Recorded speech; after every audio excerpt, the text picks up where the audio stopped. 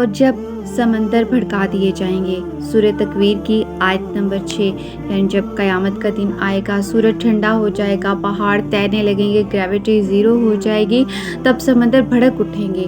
کیسے بھڑک اٹھیں گے؟ وہ تو پانی ہے، پانی تو آگ بجھاتا ہے، تو پانی میں کیسے آگ لگ جائے گی؟ رکیے دیکھتے ہیں کیسے آگ لگے گی۔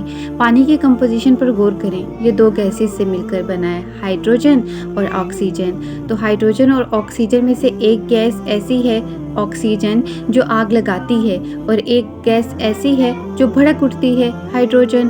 تو اللہ تعالیٰ نے ایک آگ بھڑکانے والی اور ایک آگ سے بھڑکنے والی گیسز کو ملا کر پانی بنا دیا، جس سے زندگی کا وجود یہاں پر قائم ہے، جس کی وجہ سے ہی ممکن ہوا ہے کہ زمین پر زندگی ہے۔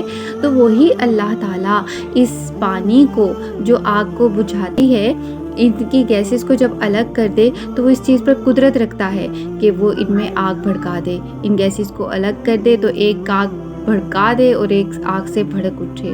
اللہ تعالیٰ کی ذات کچھ بھی کر سکتی ہے۔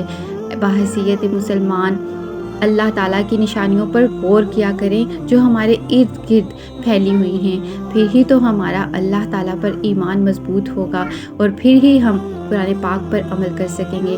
اللہ تعالیٰ ہمیں غیرت مند بنائیں، اللہ تعالیٰ ہمیں گیدڑ کی موت مرنے سے بچائیں، آمین۔